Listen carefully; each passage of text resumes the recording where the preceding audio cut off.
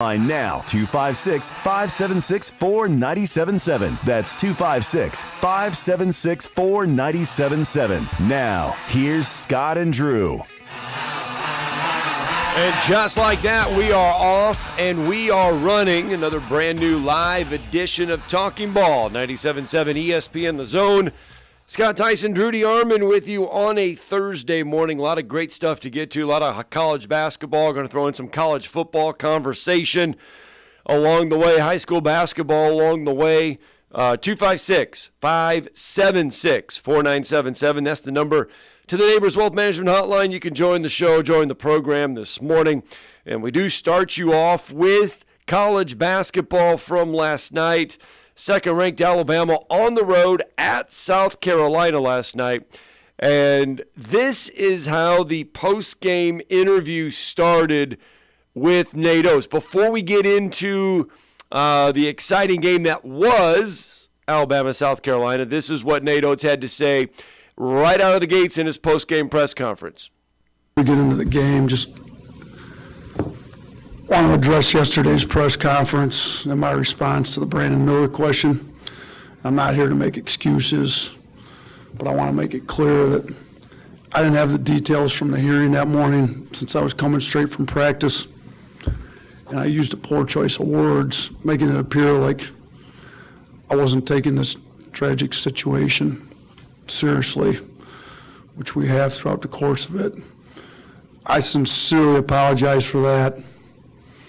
I know Greg shared some information earlier today on the situation. I don't really have anything more to add other than what he's already shared. So, start on Zoom. That was Alabama head coach Nate Oates trying to put everything that has happened this week behind them right out of the gates there after the Tide get a win against South Carolina last night, and it would be the freshman Brandon Miller having a phenomenal, outstanding game for the Tide last night as he would take over. Career-high 41 points. He hit the game-winning basket late in the final seconds of regulation as Alabama gets an overtime win on the road last night, 78-76. How about this stat line for Brandon Miller? 14 of 25 from the field, 6 of 13 from behind the arc, 8 rebounds, 3 steals, pair of blocks, plays 43 minutes. Charles Bediako was the only other Alabama player to reach double figures. He finished with 10, 9 rebounds, 2 block shots. Noah Clowney, 8 points, 8 rebounds. Mark Sears, 8 points in the win. Alabama would trail by 5 points with just over 3 minutes remaining, but they outscore South Carolina down the stretch 9-4 to force the overtime. And then Miller scores 6 of Alabama's 10 points to secure the victory. Now, for Alabama, the win marked their 8th straight victory over South Carolina in the series, their second consecutive on the road there in Colonial Life Arena. Now, Brandon Miller becomes the first Alabama player to score 40 points in a game since, how about this, Colin Sexton had 40 back in 2017 for Alabama against Minnesota. And I think there was something special about that Minnesota game because I believe Alabama was playing shorthanded in that Minnesota game. 3-on-5, I believe. Yeah, I about to say, wasn't that the one where, like, their entire lineup pretty much fouled out? Yeah, they were playing shorthanded in that one. How about this? 12 ties, 10 lead changes for this one. Alabama owned the paint, 40-27 edge on the glass. They outscored South Carolina in the paint, 40-24. Second overtime game of the season and first since Alabama's quadruple overtime victory against then number 1 ranked North Carolina. That was back in the Phil Knight Invitational back on November 27th. After the game, Nate Oates talked about the performance from his freshman. I mean, kind of go back to the Vandy game, which is a comparison to this one a little bit. I thought he came ready to play then. I mean, out of the gate, now, there's been many games he hasn't been locked in, to be honest with you, but you just, basketball kind of becomes a safe haven a little bit for some of these guys. They get on the floor, they can kind of lock into what they've done their whole lives, and put some of the outside stuff that's out of their mind. So I thought Brandon did a great job really getting himself mentally prepared to play. And Judy was really aggressive tonight. I mean, we need him to be aggressive. We had a lot of our other guys that have been scoring the ball well for us. I mean, we scored 78 points, and we only had 2 guys in double figures. That's not typical for this team. We usually have pretty balanced scoring outside of that. Sears has been good for us. Jaden Bradley's been good. Clowney's been good. Namari's been shooting the ball pretty well. He couldn't make a shot tonight. So, Brandon needed to be aggressive. He was. I thought you could tell early on he was trying to be extra aggressive. I mean, wasn't like he was, and they were doing a pretty good job defending him too. All right, so that's Alabama Nate Oates there, and we've gone over his stat line. We've told you everything from him last night. So he is in rare company with what he accomplished last night with those stat lines. There's been only 3 other college freshmen to do that in the last 25 years. Cade Cunningham, Ben Simmons, and Andrew Wiggins. What do all 3 of those have in common? They all went on to be the number 1 draft pick in the NBA draft. Now, Brandon Miller, we expect him to obviously head to the NBA after this season, but his performance last night put him in that company. He's the best player in college basketball. I don't think there's another player in the country that could have done what he did. He's been under the most scrutiny of any player in the country. He absolutely has a competitive zeal to win like Michael Jordan. There's no doubt in my mind. That's what I saw last night. He would not let his team lose. And, I mean, he outscored the rest of his teammates, and that's a rarity as well. And every basket was huge because South Carolina gave Alabama their best shot. They had a really energetic crowd. Of course, they were on Brandon from the opening tip, but you expected that. Alabama is, the number 2 team in the country. South Carolina, has not had a great year under Lamont Paris, but they have won in Rupp Arena. They had won 3 road games. They have G.G. Jackson, who played one of his best games of the year. I don't think there's any question about that. I mean, He was tremendous, especially early, and he and Brandon Miller were basically trading baskets. I just thought overall to watch Brandon Miller rise to the occasion and compete was just otherworldly almost. I mean, with what the program has gone through the last 48 to 72 hours and the smear campaign being put on, by so many people in the media who are not doing their jobs. Including Dick Vitale.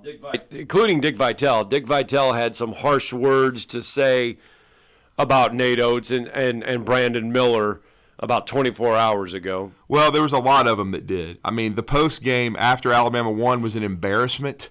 If you watched the ESPN panel, it was like Mo, Larry, and Curly up there. You had one, crying fake tears and acting like Alabama had completely disrespected Jemiah Harris and her family, and had not paid respect to her, which they have more than anyone.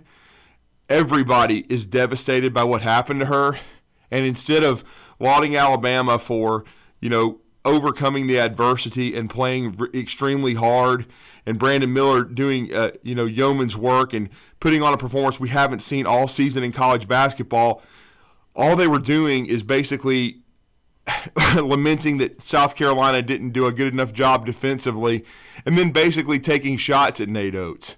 Now, I understand Nate Oates definitely needed to clarify his comments, and the what he said was unfortunate the way he worded it at that Tuesday morning press conference.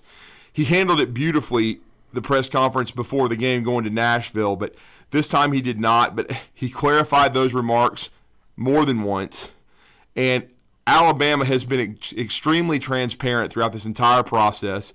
ESPN had acted like that Alabama was covering up for Brandon Miller. That is not what has happened.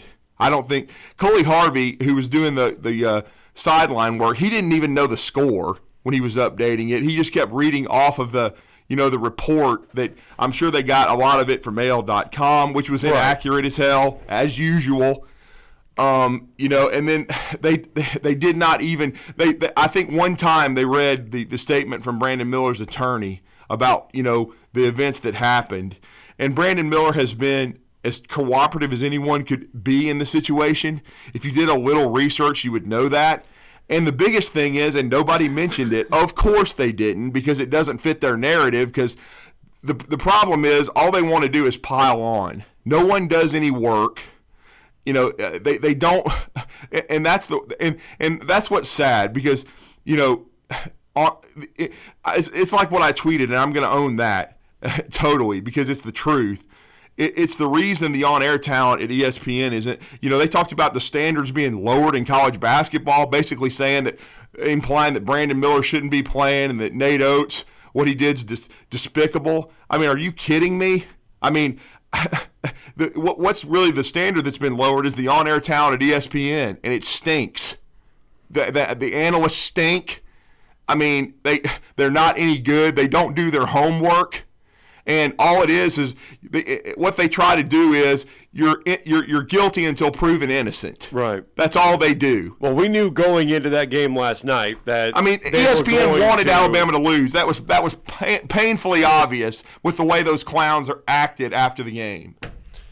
Yeah, we knew going in that's why we were telling everyone if you didn't want to hear about it. Well, I mean now you look at ESPN right now, and that's their story, big story, on Get Up this morning. I mean, they're just now talking about it. They didn't talk about it last night as far as these details. They're just now talking about it, and then they'll probably try to poke holes in that as well, because it doesn't fit their narrative. They're not going to walk back and apologize for trying to ruin Brandon Miller, which is what they're trying to do, and they're trying to ruin Nate Oates as well, because again, it's just the mob mentality that a lot of the media has today, which is sad, because there's no Cecil Hurts out there that report facts and that do their jobs, and especially that you talk to that know Alabama. These guys, they didn't even know, basically. I mean, I guarantee you, especially that post-game crew, they didn't even know the details of what truly happened. They don't know. They're just reading a couple of reports, reading a couple of paragraphs, and then bloviating. That's all they're doing, because that's what they're good at. And unfortunately, that's what ESPN pays them to do, because they've laid off a lot of the talented people that they had, because they couldn't pay them anymore, because they're losing subscribers, because their product sucks. All right, we got to get our first break in. When we come back, we'll break down the game. Plus, we'll break down Auburn's win against Ole Miss. Tigers got a much-needed one against the Rebels last night. We'll break it all down when we return.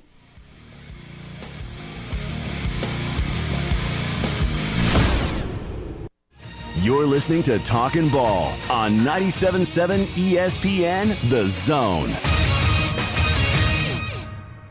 Specializing in simple and affordable rentals, McCurry Van and Car Rental can make sure you have just the right vehicle for your next family vacation, weekend getaway, or if you just need transportation while your vehicle is being repaired. McCurry carries Ford Transit vans and Mercedes Sprinter vans, trucks and work vans, and more. And they offer discounted rental rates for long-term rentals. Now with 4 locations: Athens, Muscle Shoals, Coleman, and Huntsville. Log on McCurryRentals.com to make your reservation now. That's McCurryRentals.com.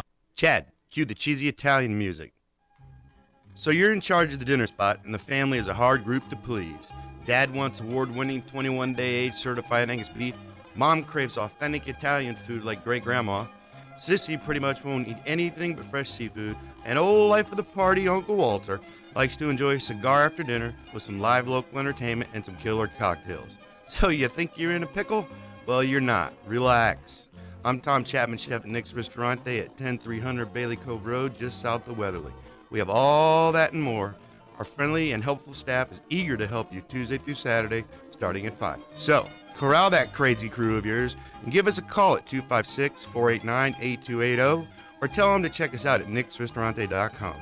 I promise you, the gang will all think you're a culinary cruise director of awesomeness if you take them all to Nick's. See you soon. Ciao. Okay, Chad, kill that music. Nick's is for patrons 19 or older. This is a special alert to all Americans who own a vehicle with less than 200,000 miles with an auto warranty about to expire or with no warranty coverage at all. Due to a decline in the economy, CarShield is announcing a low-cost month-to-month vehicle protection plan that is now available to the public to save any driver out-of-pocket expenses on future auto repairs. Call now to find out how you can pay almost nothing for covered auto repairs. Yes, you heard that correctly. Pay almost nothing for covered auto repairs. An open phone line has been established for all drivers to call for a free quick quote. Call 800-306-8158 now. Drivers who are covered will not have to pay for covered repairs again. This protection plan is at an all-time low. Additionally, drivers who activate this vehicle protection today will also receive free roadside assistance, free towing, and car rental options at no additional cost. Call us for your free quick quote today. 800-306-8158. That's 800-306-8158. What do you have to lose? Call 800-306-8158. Again, 800-306-8158. The crimson and white jerseys. Front court to the rack and the flush. The sound of a buzzer beater. Got it to go as the buzzer sounds. The Roll Tide chant from the crowd. It can only be Alabama basketball. Join the Alabama Crimson Tide right here on your home for Alabama basketball. Listen to Alabama basketball all season long on 97.7 ESPN The Zone.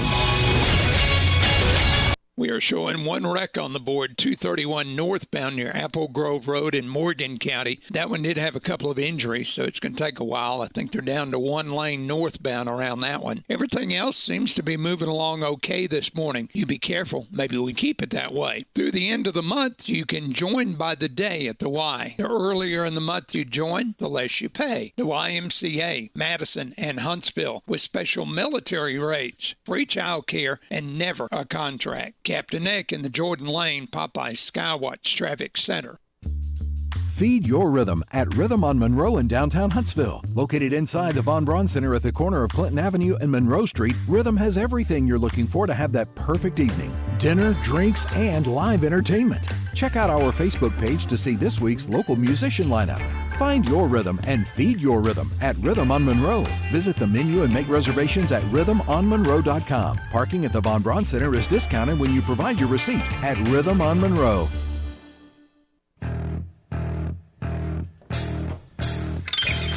Hi, welcome back. Talking Ball, 97.7 ESPN The Zone. Scott Tyson, DeArmond with you. And we mentioned Alabama getting a big win last night on the road at South Carolina. Auburn able to get a home win last night against Ole Miss. Wendell Green Jr., 6 of 6 free throws in the final 30 seconds.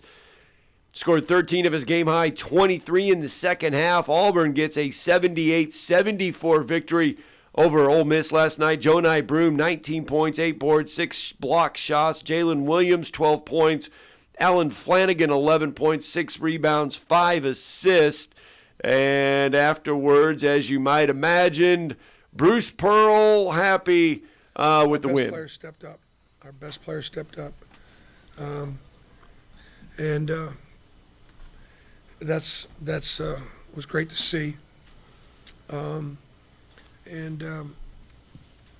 we need more from our bench.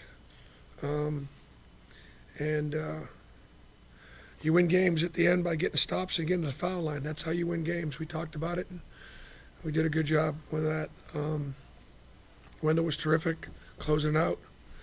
And then Janai made some really big shots and some really big plays, had some big blocks. That's a little bit of Bruce Pearl there. If you want to watch both Nate Oates and Bruce Pearl, head to our YouTube page, WZZN TV, and you can watch and listen to both of their post-game press conferences from last night on our YouTube page. But Auburn, we mentioned it going in there. This was one that the win means something, but the loss would have meant a whole lot more for the Auburn Tigers, and they were able to find a way to gut one out at home last night. Yeah, they had to have this one. I mean, basically, when you looked at the rest of their schedule and their lack of quality wins, this would have been, though, a devastating loss because it would have been a damaging loss for Alabama to lose to South Carolina. South Carolina, Ole Miss, LSU, the 3 worst teams in the league, and we'll talk about devastating losses in a second. But this would have been one for Auburn because we've already talked about their final 3 games, right, which are extremely tough. 2 of them on the road. They go to Rupp this weekend to play Kentucky, who's now resurgent. And then, when you look at it, then on Wednesday they go to Alabama, which is going to be a raucous environment. It'll be Alabama's last home game of the year. And then they go back to Neville Arena, but it's to play Tennessee, who's already beaten them in a rock fight, 46-43. So, again, it's one of those things where they needed this win. And I said yesterday before the game, I feel like Auburn, they're 19-9 now, but they needed to go 2-2 in their last 4. That would get them to 20 wins before Nashville, and I think they would be in solid shape to be in the NCAA tournament. But if they lose these last 3 in a row, and you're talking 19-12, then they're solidly on the bubble, and they may have to win a game or 2 in Nashville. So they dodged a bullet last night. They dodged what would have been a horrific loss, because I'll give Ole Miss credit, just like I'll give South Carolina credit. South Carolina played a great game against Alabama and pushed them to the brink. Right. Ole Miss did the same thing. Yep, they did. They really did. I was following Nathan King, who of course has been on our show, his tweets, and it was with less than 5 minutes to go. He's like, this is a very nervous arena right now because Ole Miss had gone on a huge run to take the lead. It was not something I expected. I thought Auburn would potentially win the game, 12, 13, 14 points. That's what they were favored by. Yeah, I thought they would come close to covering. I thought they would win comfortably, but to Ole Miss's credit, they fought. It's just like when the Alabama spread, Scott, it came out, I think the first one was like 18. Right. Then with the Brandon Miller stuff, it went down to maybe 16.5 or so. Then before tip-off, it went back up to 17. There's no way I would have touched that number, because of everything going on off the court, and it's hard to win on the road. And with the law of averages, it's hard to believe, Scott. I believe that made South Carolina 0-8 in the SEC at home. They haven't won a home game, and you're thinking with one performance they could shock someone, and they nearly shocked Alabama. Ole Miss nearly shocked Auburn. Alabama, that kind of loss would have probably knocked them off the 1 line, and then with Auburn, this loss would have put their NCAA hopes in a perilous in a position. Now they've still got work to do, but they have a home game left where they're tremendous. They've only lost to A&M and Alabama at home this year. And I will say the one thing Bruce Pearl's team has done, except for probably their first SEC game when they lost at Georgia, but that's still a road game, and Georgia's a decent team, Auburn has avoided the bad loss. Yes, and that's what Bruce Pearl alluded to in the postgame, was that they've been able to beat the teams that are below them. Yes, yeah. But now they've got to find a way to beat the teams that are above them. All 3 of their games that they have remaining left are quad 1 opportunities, and Auburn lacks quad 1 wins. That's what we were talking about. They don't have great wins, but they did need a disastrous loss, which this would have been, no question about it. But now we can segue to that, a disastrous loss. Yeah, the rest of the SEC last night was not as good if you were some other teams around the league. And remember, when we were talking yesterday with Blake Lovell, we asked him what's the temperature with Jerry Stackhouse, and he said right now it's good, but if they go on the road and they lose to LSU, it'll be bad. Oh, and it's all. Guess what happened? It's like they eradicated the entire 5-game winning streak, Scott. They go on the road to LSU, who only had one SEC win. They now have 2. Awful. 84-77 LSU with a win last night. I believe they had lost 13 in a row in the conference. They had. They were 1-13 coming in. Yeah. And Vanderbilt just absolutely laid a turd at the worst possible time. As I was watching, 14-game losing streak. Yeah.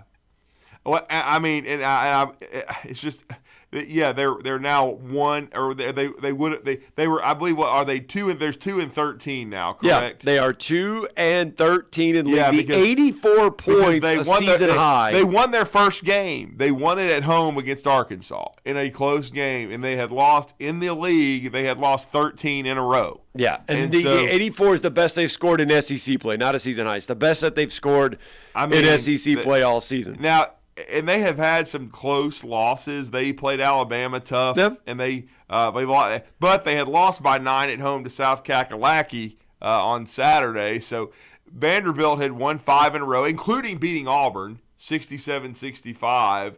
As we saw, on Saturday night in a really close game. Yeah, they've lost to Georgia by 2, Texas A&M by 8, Mississippi State by 11. Of course, the Alabama game was 10.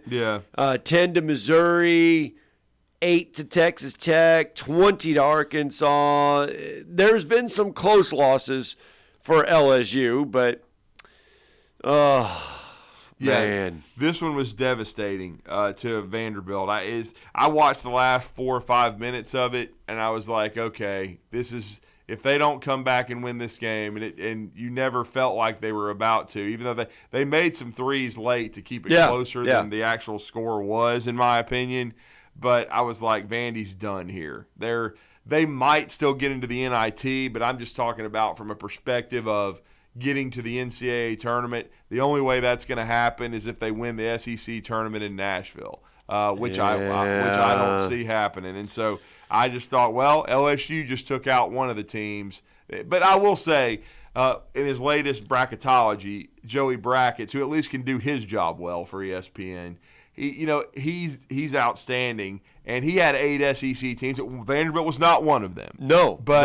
But what we were talking about was if you kept stacking wins, you could kind of come in the back door. Kind of like Texas A&M last year, where you put yourself in the conversation to be there. Maybe not going to get there, but you create some opportunities. And even if Vanderbilt put some wins together, did not get into the NCAA tournament, they would probably get an NIT berth.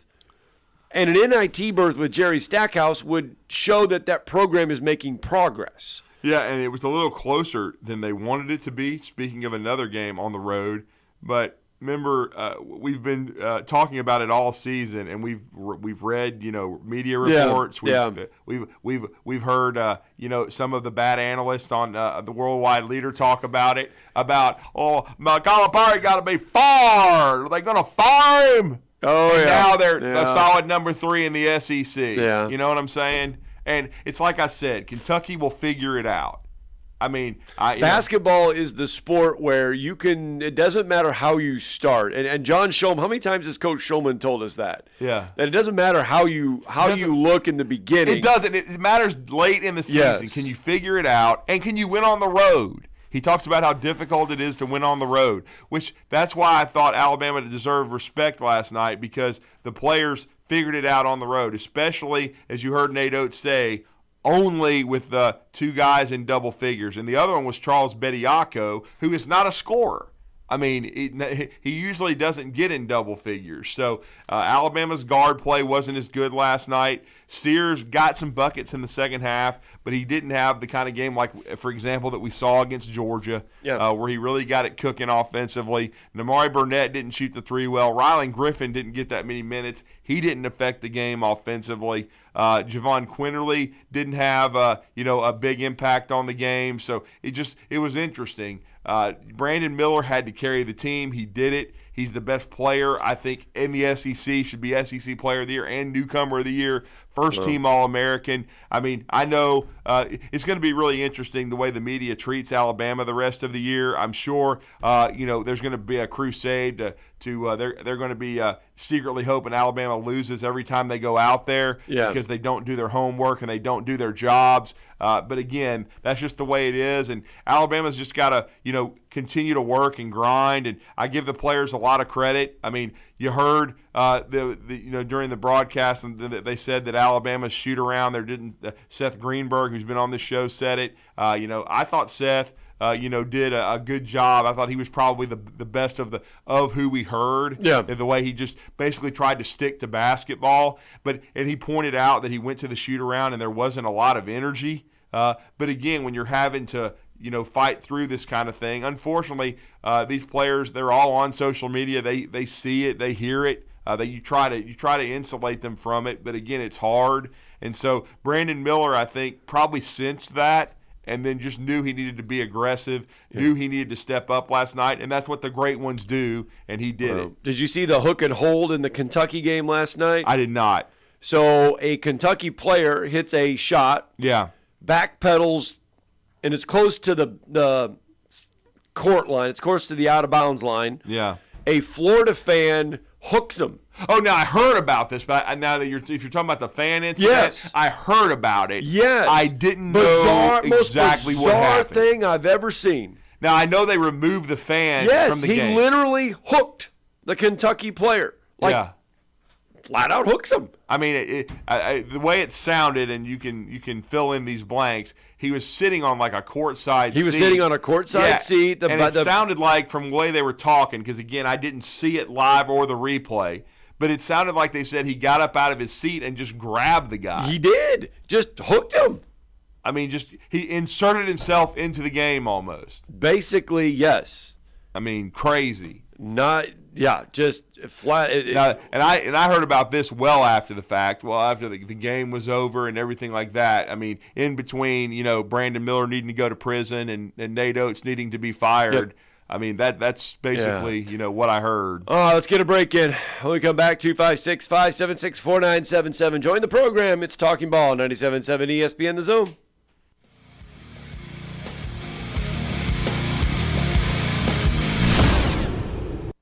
You're listening to Talkin' Ball on 97.7 ESPN The Zone.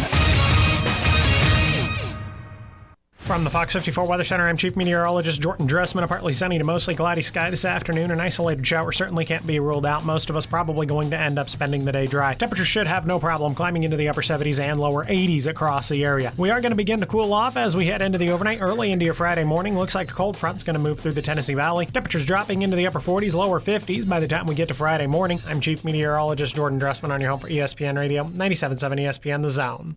That wreck on 231 near Apple Grove Road in Morgan County is our only working accident. That one is an injury type. Sounds like they've got one lane northbound getting you around that one. Everything else seems to be okay. Don't forget the closing on Big Cove throughout the day today. They'll have it closed between Montdale and Covewood. They should reopen it during the evening hours. They'll finish that one up tomorrow, hopefully. You could fly Breeze nonstop to Orlando, Las Vegas, or Tampa, $49 and up. What are you waiting for? You could book today at flybreeze.com. Seriously nice. Captain Nick in the 72 and Jeff Popeyes Skywatch Traffic Center. What does it mean to be a part of the Southeastern Conference? That you paint your body, your car, and your dog your school colors? Maybe. But it means more than that. It means your alumni network includes the state, the country, and beyond.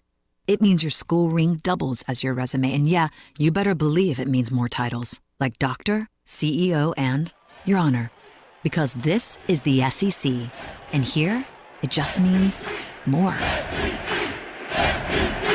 What does it mean to be part of the Southeastern Conference? That yours is the only conference with its own chant?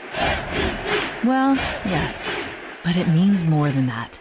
It means a study abroad program that might include reforestation in a mangrove swamp in Australia. It means finding your calling, your future spouse, your startup's co-founders, and of course, grilling tongs that play your fight song. This is the SEC, and here, it just means more. This is an Alabama legacy moment. Former basketball player and Hall of Famer Charles Barkley is one of Alabama's most recognizable sports stars. Nicknamed the Round Mound of Rebound and Sir Charles, the Leeds native had a remarkable basketball career with the Auburn University Tigers before embarking on a career in the NBA. Barkley also played for the U.S. Olympic basketball team in the 1992 and 1996 Summer Games. Since his retirement in 2000, Barkley has carved out a niche as a basketball analyst, author, and commentator on political and social issues. Since 2001, Auburn University, the Philadelphia 76ers, and the Phoenix Suns have retired Barkley's number 34 jersey.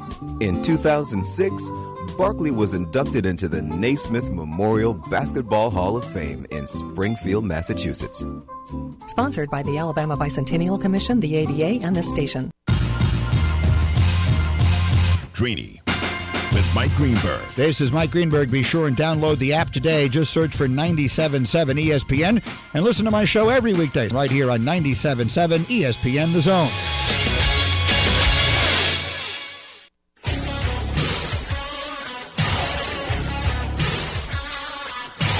All right, welcome back. Talking Ball, 97.7 ESPN The Zone, and just kind of been reacting to Alabama and Auburn's basketball wins last night.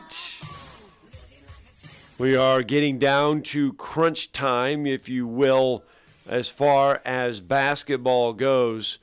And 24/7 Sports has tried to give us what is contenders and pretenders when it comes to NCAA National Championship contention.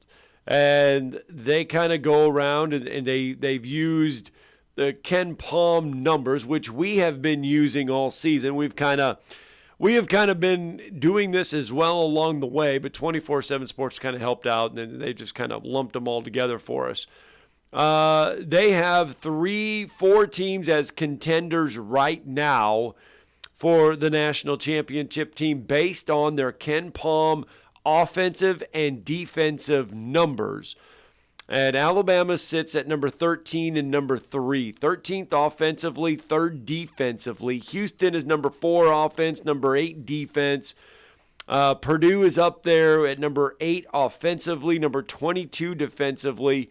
They say Alabama, Houston, Purdue, and Kansas are the contenders down the stretch right now for an NCAA championship. Now, Drew, they put in the pretending category Tennessee. They give UCLA a contending nod, Baylor a pretender, Texas a contender, as well as they put Gonzaga in there as a pretender. They also put Virginia in there as someone you should watch. Marquette as a pretender under Shaka Smart. Other than that, there's really no other SEC schools of note. There's a lot of pretenders and contenders in this situation. But they say keep an eye on Arizona, Arkansas, Auburn, Kansas State, and Texas A&M. Those are the names that, when it comes time to fill out your bracket, and we invite you to do so here at 97.7 ESPN The Zone, as we will have our bracket challenge presented by Talent Heating and Air for you to win some great prizes. Those are the names to keep an eye on for the tournament. Yeah, I think Alabama definitely has a chance to make a run. A lot of it's going to depend on matchups, and of course, they're going through a lot right now off the court. They're having to, deal with a lot of negative publicity, and it's unfortunate. And the thing is, it's taking away from the fact that with Jemiah Harris and her family and the tragedy, it's just horrific. But I'll just say this: Michael Davis and Darius Miles, those are the 2 young men that committed this crime. They're the ones being prosecuted, and they should be to the fullest extent of the law. My take on the whole thing is, it's pretty disgusting that people don't let everything, all the facts come out, everything kind of play itself out. They didn't. I really don't think. I know they played up the podcast where Greg Burns spoke to Reese Davis and Pete Thamel, but they didn't talk about what it was said in its entirety. Because again, this goes back to what you said at the start of the show about Dick Vitale and others taking shots at Nate Oates and what he said. But and then people implying that Alabama and Nate Oates covered it up. Greg Byrne basically said Nate Oates had nothing to do with it from the standpoint of the decision made on Brandon Miller. That was his decision, the decision of the president, and a lot of people above Nate Oates. Those are the ones that reviewed the situation, talked to the police every day. There's been no subterfuge or anything. It's like I asked someone on Twitter last night after the game. This is what Dick Vitale said after the game. Okay, here's what he said before the game on Twitter. He goes, "I was shocked by the comments of Nate Oates yesterday, but I am dutifully shocked that superstar Brandon Miller is scheduled to play tonight, isn't providing a gun to a teammate that was used in a murder a serious offense." Then after the game, Dick Vitale goes on to say, Alabama won as Brandon Miller had 41 points in an overtime win versus Gamecocks, despite the controversy where many, included me, felt he should have been suspended until all of the facts from the police analyst are reported to determine if he had any role in the senseless murder of Jemiah Jonah Harris. Guess what? They've already looked into it. It's already been looked into. That was Dick Vitale after the game. Well, guess what, Dick? Stick to basketball, you dip. I could call you something else, and I'd like to. A lot of you, as a matter of fact, I'd like to call you that. Because you guys, all this stuff was already out there. But as usual, you schmucks didn't do any homework, and all you do is pile on because you're disgraceful. Your conduct is garbage, man. Your conduct is crap. I mean, all you're doing is it's a smear campaign for Nate Oates and Brandon Miller because you've already bitten the judge and jury yourselves. You guys didn't let anything play itself out. You act like the police didn't already look into this. And, Dick's acting like because with this hearing that just happened that, they haven't even he almost acted like the investigation hasn't even begun. It's been going on for over a month. Where have you guys been? As usual, you've had your heads up your asses. Mark from Huntsville with us. Good morning, Mark. No, I'm going to continue, but I'll tone it down maybe a little. I think of three people I'd call for their heads on a platter at ESPN, and I'll start with John Crispin. You ever heard of him? No, I think he actually played at Penn or whatever. I think he's he's an analyst or something. Well, the little analyst after the game, I put it on Twitter, but I don't have any followers like you guys do.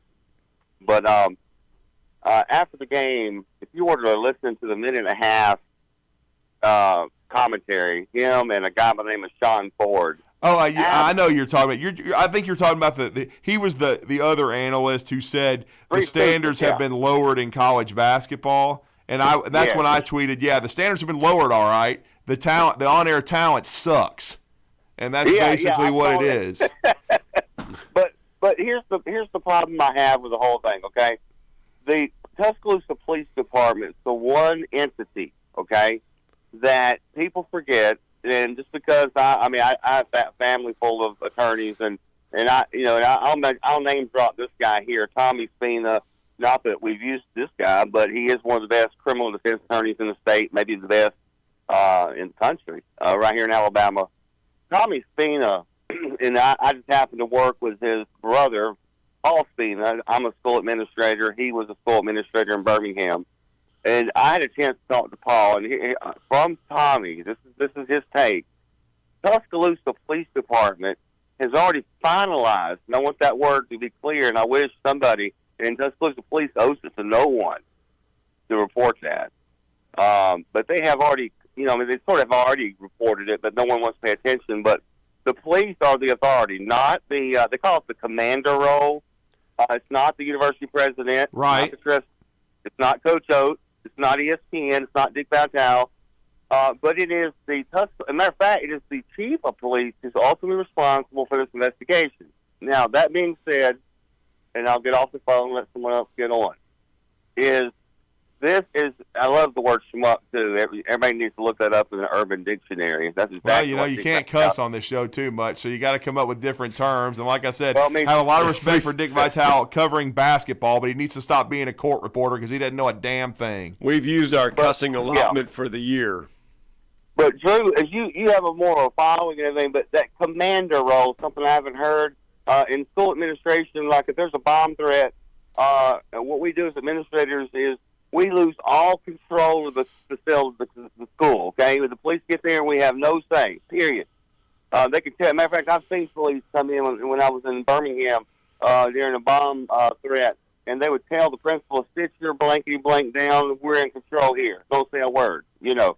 And so that's exactly what Tuscaloosa Police has done here. And so everyone who thinks that NATO and all these people are just a bunch of dumb, as you would say, the other part, they're the ones. And so clearly, what does it all mean? It means this is a group of Alabama haters, and it goes back to football. I don't care what anybody says, and the university and the success they've had, and they hate Alabama. And most importantly, what's sad here is the crazy fans that said lock him up in that the garbage program at South Carolina.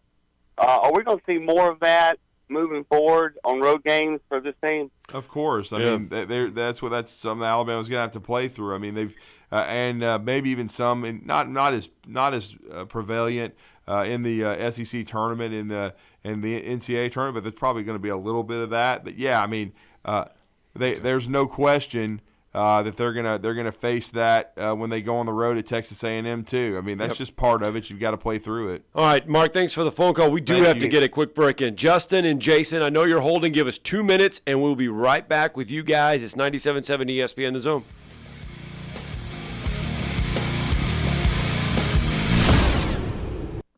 You're listening to Talkin' Ball on 97.7 ESPN The Zone.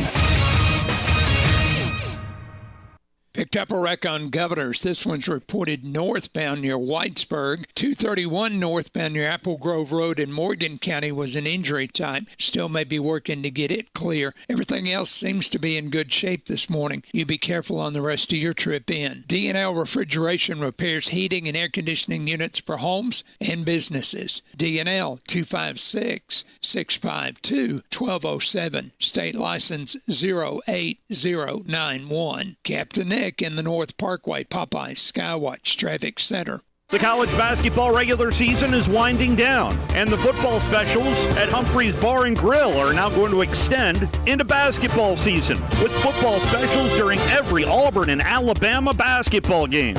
Don't miss Humphrey's game day specials from $2.75 Miller Lite, Yingling, Coors Light pints, $3.50 Yellowhammer Gold pints. Anytime Auburn or Alabama is on the screen. Humphrey's, always a party, never a cover. Located online at humphreysdowntown.com. Gunner's Landing is one of the Tennessee Valley's finest golf experiences. Just 35 minutes from downtown Huntsville, Gunner's Landing's 18-hole championship Jewel is open to the public 7 days a week. Located in the foothills of the Appalachian Mountains, Gunner's Landing offers you a golf experience like no other. With beautiful Lake Gunnersville views throughout the round, Gunner's Landing is golf the way nature intended. Gunner's Landing's Club Repair Shop offers a full range of services, including re-gripping and adjusting the lofts and lies of your clubs, even putters. Since the work is done in-house, your clubs will be returned to you in a timely manner. Unmatched in the North Alabama area, it is Gunner's Landing. Schedule your tee time today at gunnerslandinggolf.com. That's gunnerslandinggolf.com.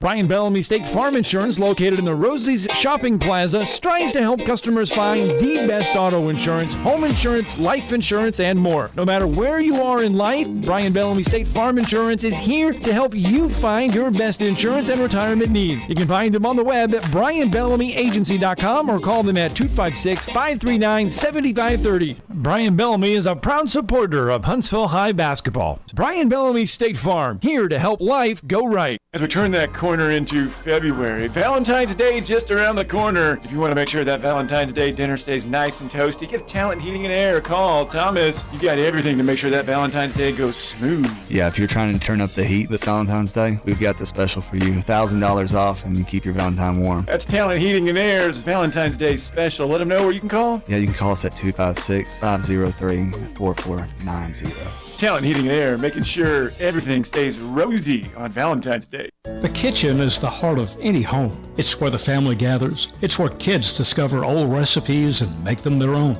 Just starting out or just now getting started on the dream kitchen you've always wanted? I'm Chris Haygood, and from all of us here at Bob Wallace Appliance to the home builders and the homeowners of the Huntsville area, a heartfelt thank you for buying local. We're in Huntsville, Florence, and Coleman, and online at bobwallaceappliance.com. Are you in the market for a recreational vehicle? Do you want to get out and see more of this beautiful country? Well, imagine hearing the laughter of your little ones enjoying gooey s'mores by a cozy campfire and making lasting memories with your friends and family from the comfort of a new camper. We can make your dreams come true at Hall's RV. With over 15 years in the camping business, we know how to get our customers into the perfect camper. We have several models and floor plans here for you to choose from, both new and used. We're family owned and operated with fantastic deals and great service. Everyone wants to work with people they can trust, so come on down to Hall's RV and get the deal of a lifetime. We'll treat you right and get you on the road in the camper of your dreams. Visit us on Highway 431 in Albertville. Hall's RVs, where we sell fun. Or see us on the web at www.hallsrvsales.com. If you're ready to lower your utility bills, it's time to call Eagle Insulation. Eagle can handle it all. Attic re-insulation, insulation removal, wall insulation, and new construction insulation, commercial and residential. Our primary goal is to save you money, and lots of it. Typical clients realize their return on investment within 3 to 6 months. That means the re-insulation actually pays for itself and then some. See if we can help you. Contact Eagle Insulation today, 256-755-1556, or log on insulatewitheagle.com. At Bryant Bank, we believe your goals are worth chasing, and every step along the way is worth celebrating. From your hopes for the future to the challenges that keep you up at night, we're here for you. Bryant Bankers put care into action to help you live legendary by stepping up when you need us most and doing what's right even when no one is watching. Come experience a local bank whose people greet you by name and treat you like family. Bryant Bank, member FDIC. Told you to be right back, and that's indeed we are. Let's get right back out to the phone lines real fast. Justin is with us. Good morning, Justin. Hey, guys. How you doing? Doing good, sir. Hey, Drew, you basically stole my thunder on the. You literally about to say everything I was going to say, and Dick Vitale is exactly what his first name says he is. I think that's clean enough to stay on the air, right? Yeah, you're good. I'm just making sure. No, you're good. You're good. And you can regard the pun I just used on that. But the guy I'm pissed at the most about this whole thing, as far as media goes, and the liberal media is the liberal media, and we can't outrun the stupidity that goes on in the media, which is all ran by complete socialists. But the guy I'm pissed at the most about this whole thing is Greg McElroy. Greg McElroy, being an Alabama graduate, I don't even know if I was Alabama if I'd let him back on my campus. Because these people took this kid's name and smeared it completely without knowing any facts about what happened. And the lawyer's statement alone yesterday should have clarified everything involving Brandon Miller. And it is not illegal, last time I checked, it's not illegal for a person that owns a gun to carry a gun on his person. And if Brandon Miller has zero idea that's in the back of his car, and if a man calls him and says, hey, bring me my gun, I left it in the back seat of your car. If I'm with someone and they left a gun in the back seat of my car, and I didn't know that he left it in my car, had no idea, I'm going to take him his gun back. I mean, that's what you're going to do. That anybody that says they wouldn't do that is lying to themselves. Brandon Miller is a good kid. As far as I know, he's never been in any trouble in high school. Based on what his lawyer said, he's never even owned or picked up a gun. That's what he said. Have a gun, never used one, and the kid literally had zero idea what was going on in this whole scenario. And shame on the media.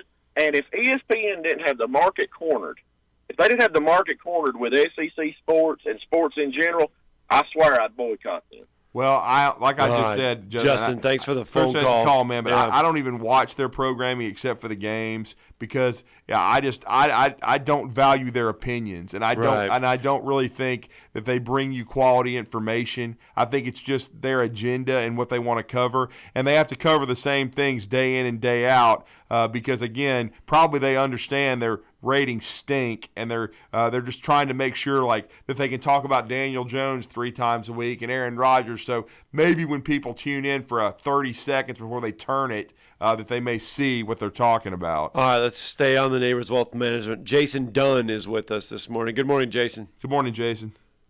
Hey, how you guys doing? We're doing well. Good. Hey, man, I've been reading several different articles, and they've been claiming several different types of allegations against Brandon Miller. Right. And I'm a little confused, man. So I kind of want to see what you guys know and what you guys think to be fact about his allegations. Well, so, go ahead. Because I heard that his buddy called him up, his teammate, right? Called him up and asked him to bring a gun to him, to his teammates. And I don't know if they were at a bar or at some place that they had beef with somebody else. Is that correct?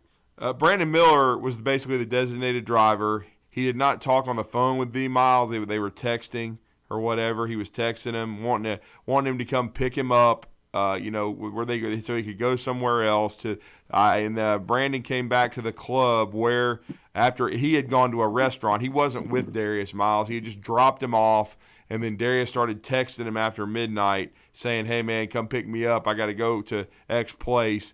And from what Brandon Miller's attorney has reported, he didn't even know the gun was in the car. He never touched it. Never, people tried to say first it was Brandon Miller's gun. No, it wasn't. They tried to say, oh, he put it in the car. No, he, picked it up at Darius's place and put it in his car. No, he didn't. He didn't even know it was there. And so Darius Miles got it out of the back of the car, and then basically, and they tried to say at first that Brandon blocked in the other car. That's not true either. And here's how it's not, because that could have easily been had Brandon in hot water, but here's what they're not mentioning: the whole thing was caught on a dash cam.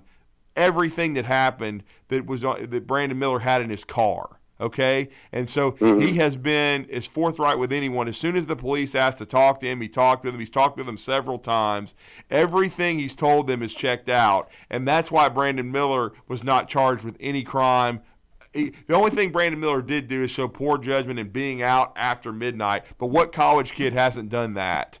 So he's supposed to be suspended, and he's supposed to be even arrested, and because of those circumstances, even though the police looked into it extensively and saw it and looked at the cam footage and decided not to charge him, which you haven't heard anybody from ESPN say. Nobody. All they've done is selectively read part of the statements, because that's what they do, because all they try to do is cancel people that they don't like. Yeah.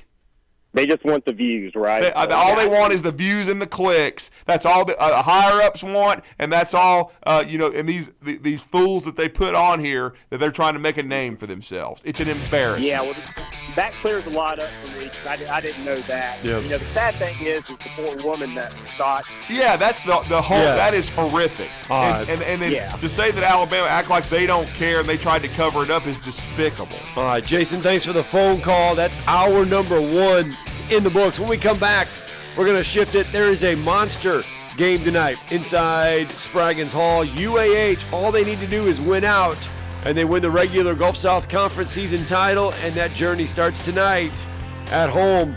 John Shulman going to crank up the show a little bit when we return.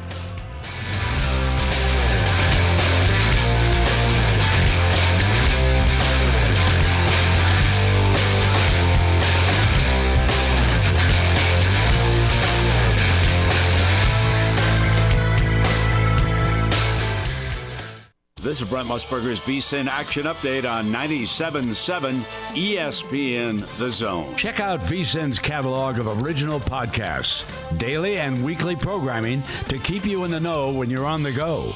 Only at VSIN.com. Now, here are the latest lines from my guys in the desert. Major League Baseball spring training is underway. Teams will begin playing games this Friday. Heading into the season, the defending World Series champion Astros are their favorite to win it again in 2023. They're a plus 650 bet. They're followed by the Yankees, Dodgers, and Mets, who are all plus 800. The Braves and Padres, both plus 1,000. The A's are the longest bet, plus $100,000. Favorites to win this year's NBA title, Boston at plus 325, Phoenix plus 450, Milwaukee at plus 550 bet, Denver checks in at plus 800. Boston the favorite to win the Stanley Cup at plus 500, Carolina plus 700.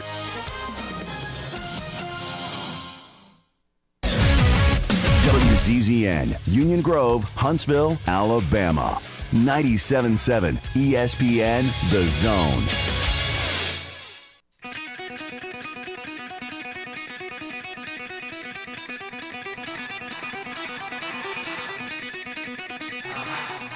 Welcome to Talkin' Ball with Scott Theisen and Drew DeArmond. Call into the Neighbors Wealth Management Hotline now, 256-576-4977. That's 256-576-4977. Now, here's Scott and Drew. All right, welcome back, Talking Ball. It is hour number 2.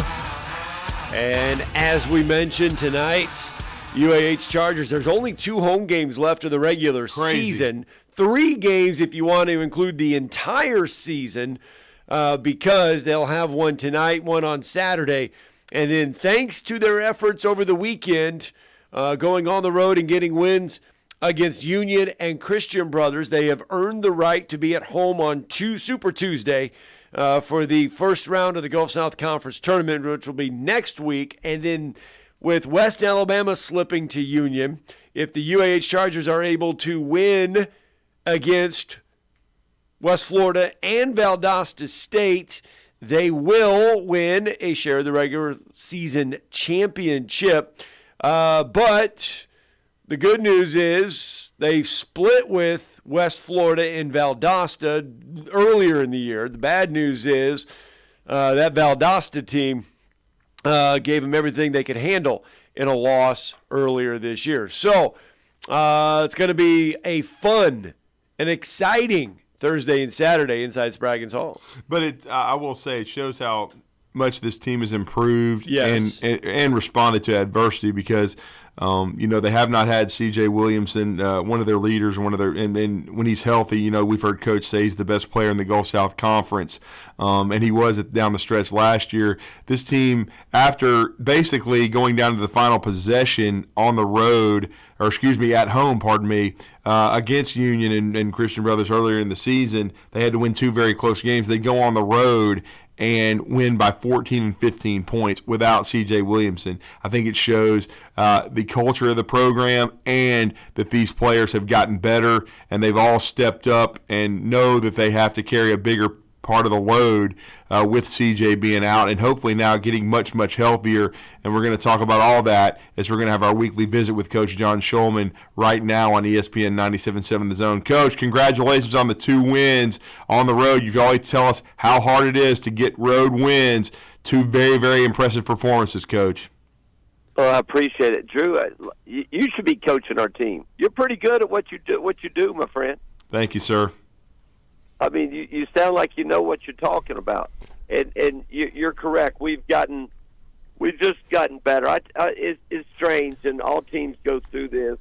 When you lose to C.J. Williamson, you gotta kind of restructure your team, and your team plays a little bit more urgent, and they play in a panic.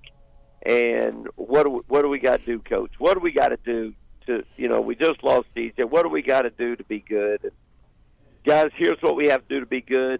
And some teams can do it, and some teams just say, it's too much trouble. And we've done it, and we're playing as good as we've played this year. We take a lot of pride on playing good at the end of the season and getting better as the season goes on. And I think there are a couple reasons why that happens. But We're playing really good basketball. We played really good at Union.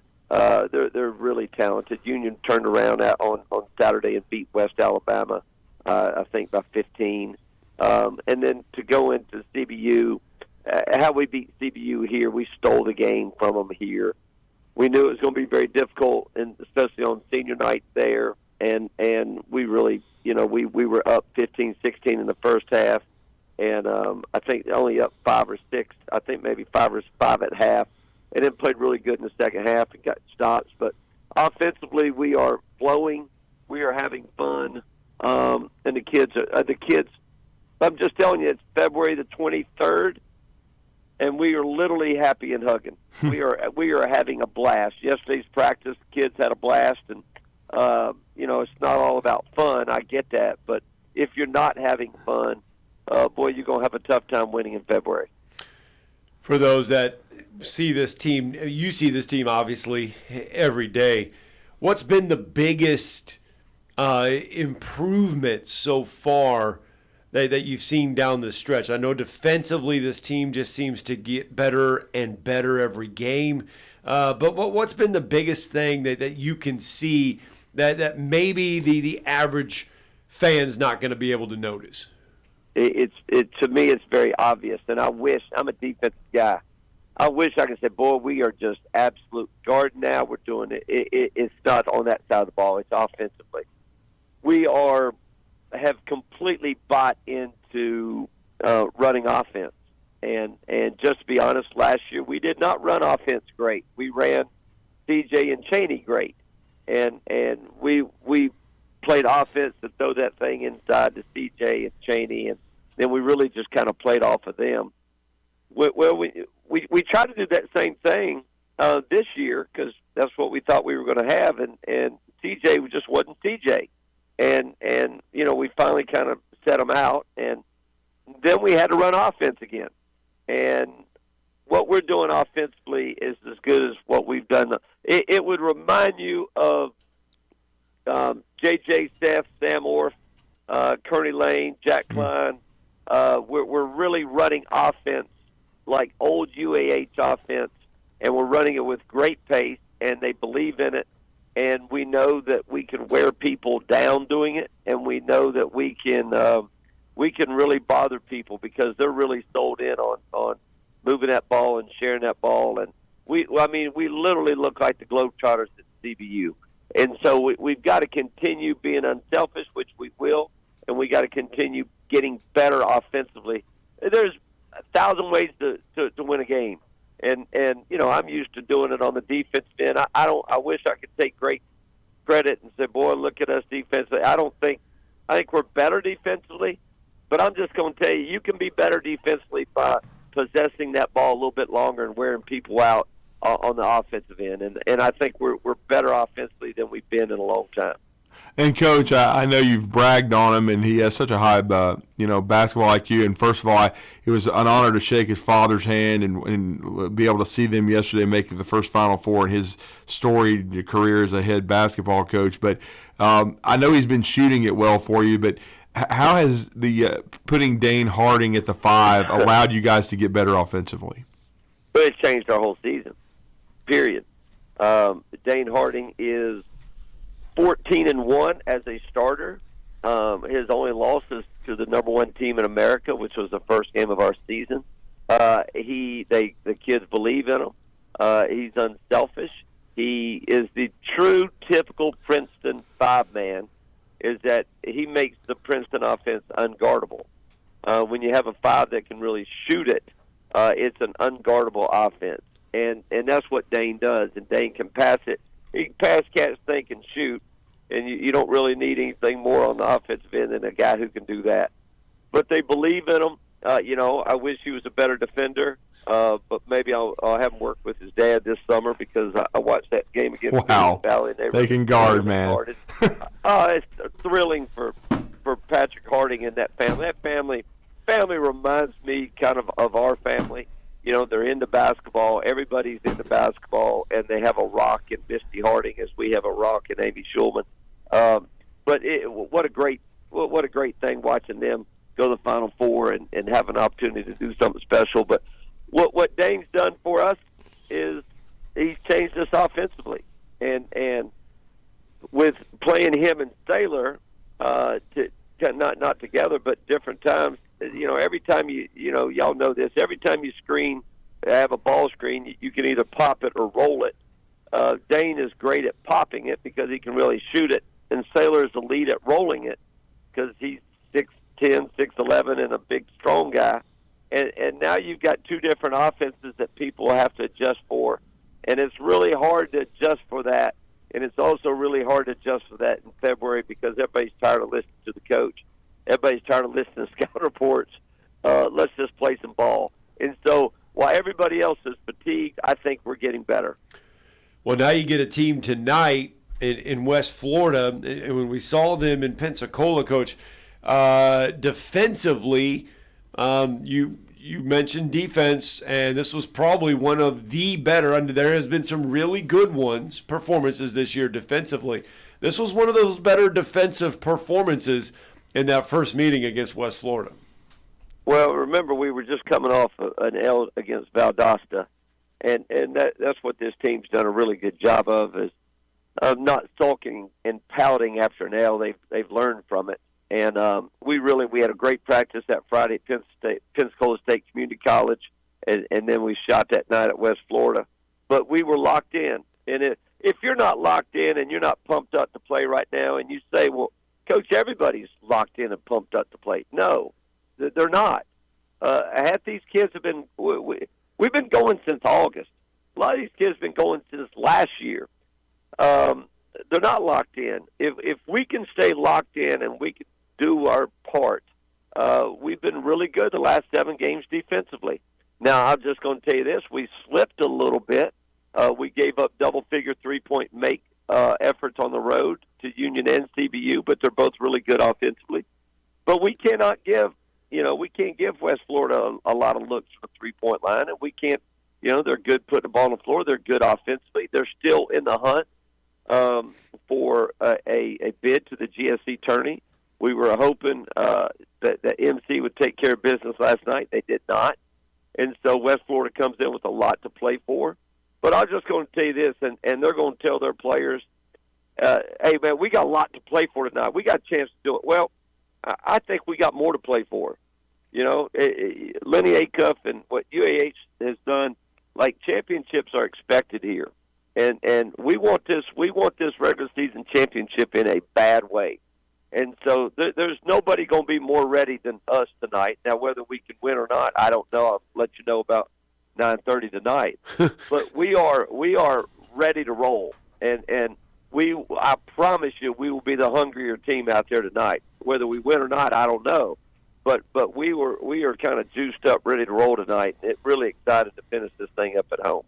Well, and Coach, I know the last time we spoke with you, you were very cautiously optimistic about CJ and getting him back, and he was moving much better.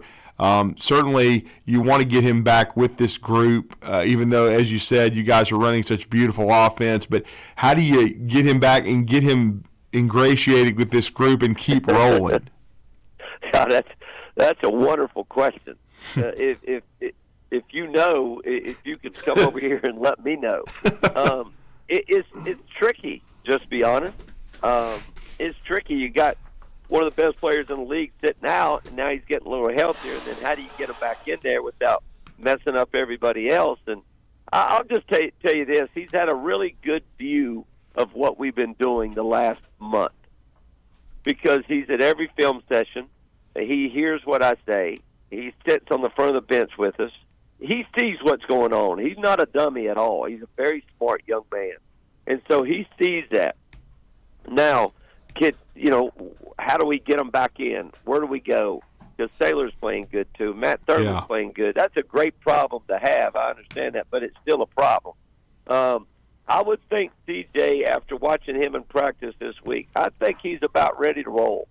And what he does is he brings us as everybody said, okay, we're going to really pressure UAH and we're going to really pressure them out of their offense. Well, that's fine, except if CJ's healthy, now he's the cheat code for that.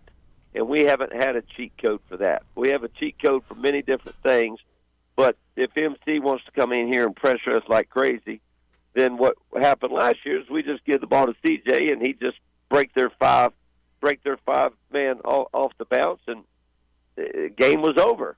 You couldn't guard us. And right now we're guardable to a point if you really, really pressure us, and that's where I think CJ comes in, and he's as healthy right now as he's been, except, right before the Auburn game. And so I would think that I'm about sick and tired of seeing CJ on the front of the bench cheering and trying to coach. It's about time for him to start playing a little bit. Yeah, but now you've got to figure out, though, when to play him, though. I mean, now you've got that burden. Yeah. Oh, listen, no one said this was easy. No one said coaching was easy, and no one said being a head coach is easy.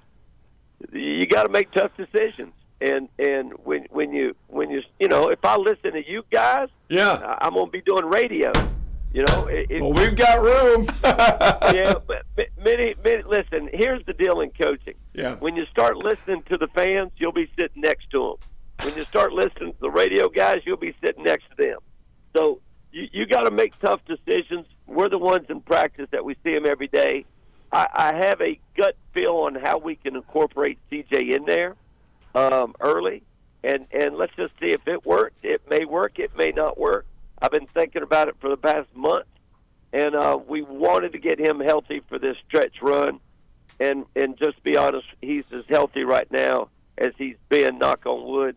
And so let's just see if we can incorporate him into some different things that may be a little different than we've done in the past that people aren't necessarily prepared for. Is there a game shape thing that he's going to have to work back into? I mean, it's different than, I mean. The other day we practiced on Monday. He looked like DeArmond out there. Uh-oh. He looked like Drew. He could go about 2 possessions and he was done. He was done. For, like me walking to the gas station. Burger in Glencoe. That's what he was looking for. Look, those burgers there at the Big Chief, I'm telling you, they are phenomenal. Well, and Coach, I will say this. If I look at the menu, is Drew's picture right beside the burger, so all you got to do is order. So there is definitely, listen, CJ wasn't the most, in shape guy anyway, because he goes hard. He can get fatigued. So it may be a type deal where he plays for 3 or 4 minutes, and then let's just see if we can incorporate him. I don't see, we'd be asking an awful lot to say, all right, CJ's just going to be CJ again. Wow. That's not happening right now, and that's not fair to that young man. That young man's been through a lot, but he also, out of respect for him, he deserves an opportunity to get back out there in his senior year. And so we're going to try to make this thing work and cross your fingers and, hopefully continue to help our team head in the right direction. But we're awfully excited for tonight. He's just going to have to get in a little bit better shape, and he will. But if we got an opportunity to play him for 2 minutes, we'll play him for 2 minutes. We'll see. No doubt. Well, Coach, we always appreciate it. I know one thing. I know coaching's not easy, but it'll be easy to motivate these guys to get them ready to go tonight and against Valdosta State, trying to get a little bit of revenge. Yeah, we've been pretty good at redemption games, just to be honest, in the last 2 years. We don't really take a whole lot of it. We don't really like when people whip our tail. We got our tails whipped pretty good at Valdosta. But we want to win a championship, and to win one, we know what we have to get done. Yep. And you just can't talk about it. You got to go do it, and you got to go play, and you got to play great offense. You got to play great defense, and we're ready for that. We're ready for the process, and let the results take care of themselves. All right. Well, Coach, thanks so much. And, appreciate it. Yep. Well, we'll see you tonight. All right. Sounds good. We appreciate you guys. Take care. All right. UAH head coach John Shulman. Of course, that interview brought to you by Sportsmed Orthopedic Surgery and Spine Center, dedicated to providing care that improves lives. Make sure you give Sportsmed a call today, 256-881-5151, to experience that Sportsmed difference. Sportsmed Orthopedic Surgery and Spine Center, the official training providers for the UAH Chargers. And we'll get a break in when we come back. Get to your phone calls, 256-576-4977.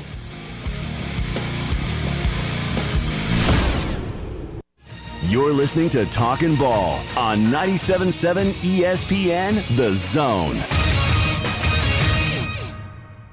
And I want to Traffic in Priceville, 67 and South Bethel Road, had a bus and a car involved. There were kids on the bus, but no injuries reported. We've got Governors in Whitesburg with some northbound blockage trying to clear. Had 231 northbound in Morgan County near Apple Grove. That one had an injury, so they may still be working with it. Popeye's famous chicken sandwich is only $4.99. Crispy tender chicken on a delicious toasted brioche bun. Love that chicken from Popeye's. University and Jordan, 72 in Jeff and North Parkway. Captain Egg in the Popeye Skywatch Traffic Center. Tom Luganbill here for my friends at Woody Anderson Ford. Bobby White and his team take great pride in their service department, and you can see it the moment you walk into those beautiful new service lanes. And just like a championship team, they all work together to make sure your experience is second to none, whether you drive a Ford or not. Also, check out the gold certified pre-owned inventory at Woody Anderson Ford for great deals every day. Stop by and see them at Jordan and Sparkman or at Woody Anderson of Madison on Hughes Road, or visit WoodyAndersonFord.com. Hello, listeners. My name is Jonathan Dunwoody, and I own Minuteman Press. We are a full-service print shop that is locally owned and operated. I have personally been handling direct mail for over 17 years and have a great relationship with the USPS. We are the only print shop in the area that is listed as a print provider on their website and the only printing franchise that can use their logo as our partner on marketing materials. We can help from conception to design, print, and delivery to the post office. And with our easy, secure online payment option, you don't even need to leave your office. Minuteman Press, we're not just putting ink on paper, we're building relationships. The Huntsville Sports Commission is responsible for bringing high-level sports entertainment to the Rocket City. In 2023, enjoy events like the CCSA Beach Volleyball Championships, Hometown Lenders Championship, UCI Paracycling Road World Cup, and so much more. To learn more about upcoming events and the Huntsville Sports Commission, visit HuntsvilleSports.com. The Huntsville Sports Commission. We do sports.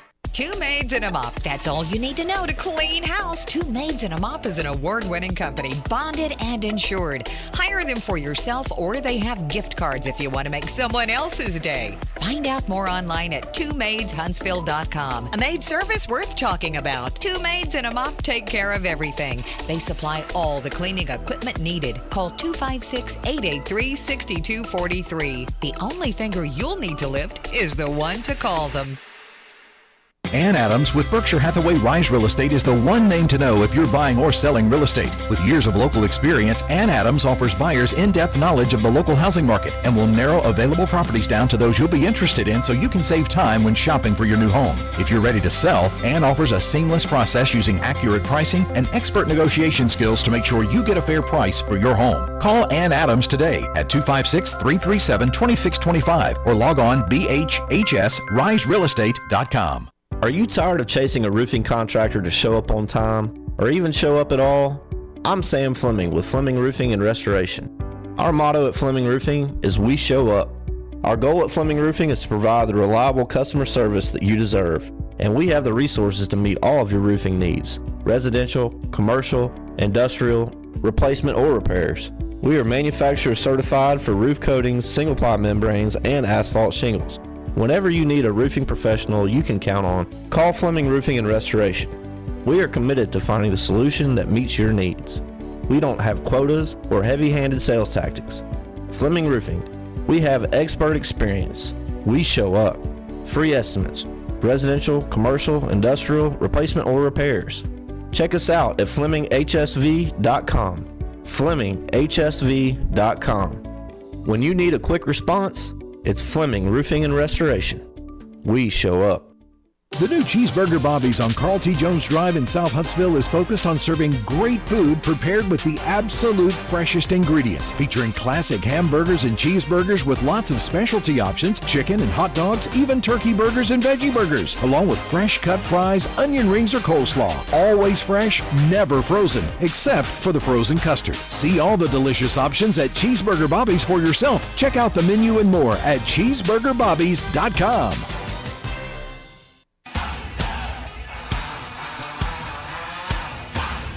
All right, welcome back. Talking Ball, 97.7 ESPN, The Zone, 256-576-4977. Johnny on his cell is with us out of the break. Good morning, Johnny. What's up, Johnny? Good morning.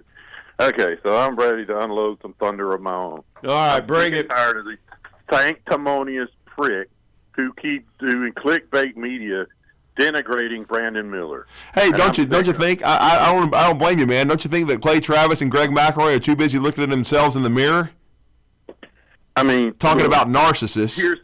Okay, so first of all, Brandon Miller has never owned a gun, has never fired a gun, and he comes from a great family. And that kid, he didn't. The word is he provided the gun. Okay, he did not provide the gun. It wasn't his gun. He didn't own it. The guy brought the gun into his car, and when he parked, the guy picked that guy's gun up from his car. He didn't touch the gun. He didn't know the gun. He didn't really know the gun was there.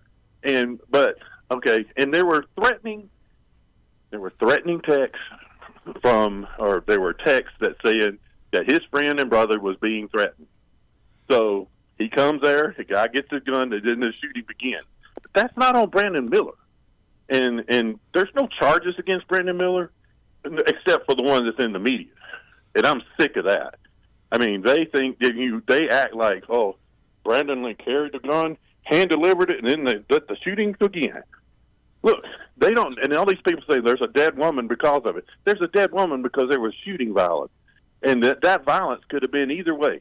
And most of the people doing the clickbait media were not in the newsroom. They did not go to the hearing. They didn't hear all the story. Well, my son, who is the basketball guy for Crimson White, was at the hearing, heard all the evidence, and Brandon Miller's attorney sends out a 2-page document, press release, that explains everything that people should know. Do you think these sanctimonious pricks took the time to read it? No. Absolutely not. They have not brought up the dash cam one time, and you could tell with Scott was playing some audio from Clay Travis. I want to get to that here in a second. And you could tell he was just reading that. He did not know who Jonai Harris was. He was stumbling through trying to read it. Probably didn't know that it had happened until 2 days ago. But of course, the sanctimonious prick who used to be a Democrat now is a Republican, so he can play one off the other and make money off everybody, is piling on, acting like Brandon Miller shouldn't even be playing. Now, if Brandon Miller had not left the state of Tennessee and was a volunteer, he'd probably have a completely different take on it. But again, his sports takes have always sucked, just like from the time that he asked Tim Tebow that stupid question at SEC Media Days just to make a name for himself. And he's made a name for himself, off the backs of others, but that's typical. So, I mean, I'm just up to my eyeballs. I mean, how many times did ESPN put that kid on the other on-court reporter last night saying, this is how we got to here? Once again, all it's and at the bottom of their thing, it says Brandon Miller provided the weapon. I mean, that is just such stupid, bogus, lazy journalism. Well, that's what there is now, man. It's all Johnny, thanks for the phone call. Man. Thank you for the phone call. Yeah, and here is what we were talking about with Clay Travis. Look, this is an awful tragedy. But the idea that Brandon Miller is still enrolled, frankly, at the University of Alabama and representing the University of Alabama's basketball team when he brought a loaded gun that was used in a murder, and that Nate Oates just said he was at the wrong place at the wrong time. Excuse me. He literally made it the wrong place and the wrong time when he brought a loaded handgun to be used in a murder at the behest of a teammate. So there's Clay Travis. That's what Drew is alluding to when he's talking about Clay Travis's comments. Speaking of gator-faced opportunists, the one and only Clay Travis wouldn't piss on him if he was on fire. He and Greg McElroy can go have dinner, man. Both of them are turds. And yeah, I said it and don't give a damn. Yeah. But, I mean, we told you. I mean, look, I mentioned it yesterday. I had a feeling going into the game. That's why we're telling everyone to download our app. Listen to Brian Pasek and Chris Stewart. Because if you listen to those two, you are going to get a basketball game. Because with ESPN having that game last night, knew going into it what you were going to get. Knew going into it. That's what we were going to. That's why we were saying, listen to us. Listen to the app. Put it on mute, man. Because you were going to get that. And just watch the action and listen to two guys that know Alabama basketball and that aren't trying to, make national headlines and get clicks. For every game going forward, you're going to get bad at their jobs. Well, of course, all Clay Travis will say was, look at my bank account. Well, yeah, that's great. I'm glad you're a rich guy. Just because you're rich doesn't mean you're not a piece of trash. I know we got Jason on the phone lines, but we got to get a break in. Jason, give us 2 minutes. We'll get to you as soon as we get back from this quick break.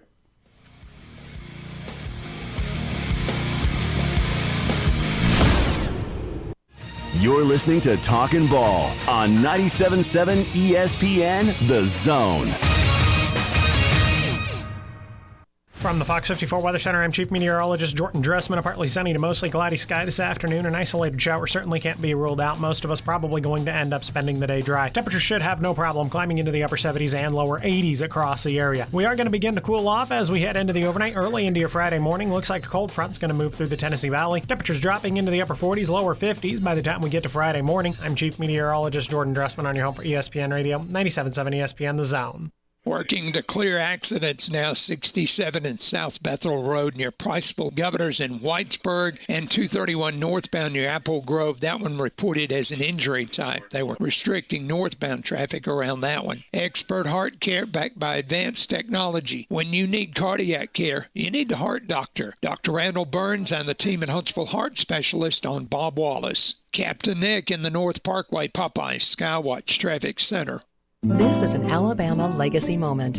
Few individuals in the history of American sport have possessed greater athletic ability than Bessemer, Alabama native Vincent Bo Jackson. Auburn University's second Heisman Trophy winner, a three-time All-SEC and two-time All-American selection, Jackson is the only running back in Auburn history to rush for more than 4,000 yards in a career. In 1986, both the NFL's Tampa Bay Buccaneers and MLB's Kansas City Royals drafted Jackson. Deciding not to play for the Buccaneers because they didn't want him to also play baseball, Jackson signed his first professional contract with the Royals. The next year, the Los Angeles Raiders drafted Jackson with the understanding that he would also be allowed to play baseball, making Jackson one of the few athletes to succeed in both professional football and baseball at the same time. In March 2013, ESPN Sports Science named Jackson the greatest athlete of all time. He was inducted into the Alabama Sports Hall of Fame in 1996 and the College Football Hall of Fame in 1998. Sponsored by the Alabama Bicentennial Commission, the ABA, and this station.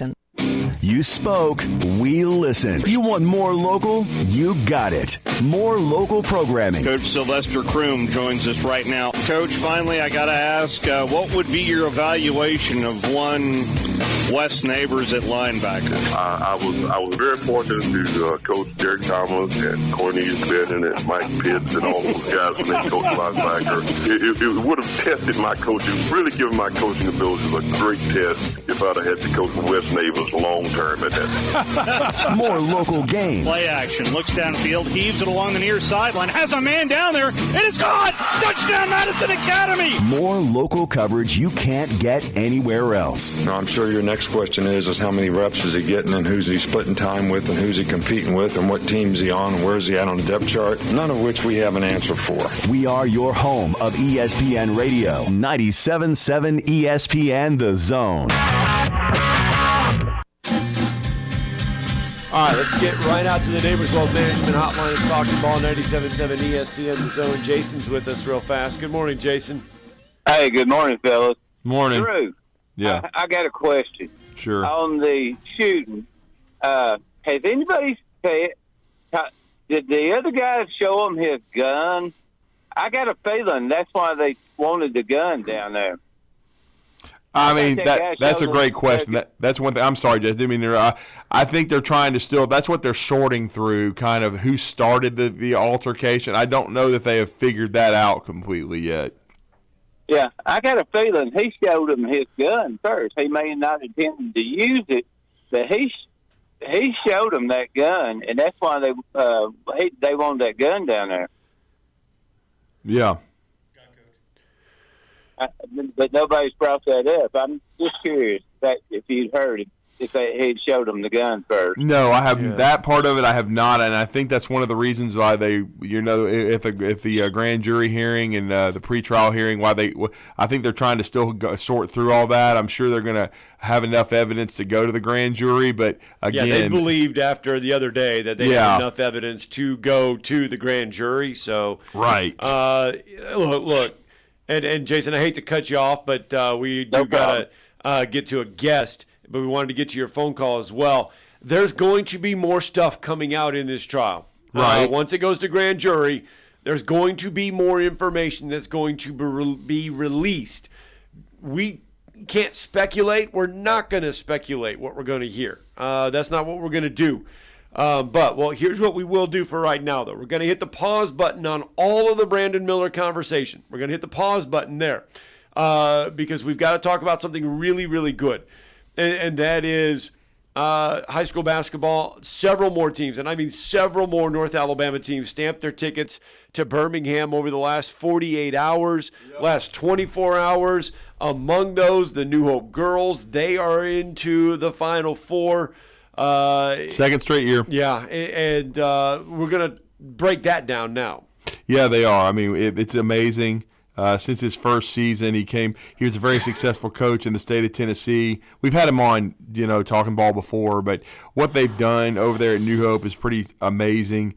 I mean, again, as we said, he's in year 5, second straight Final Four now as they beat Hanley 50-42 since the Final Four birth yesterday. Outstanding job by he and his kids.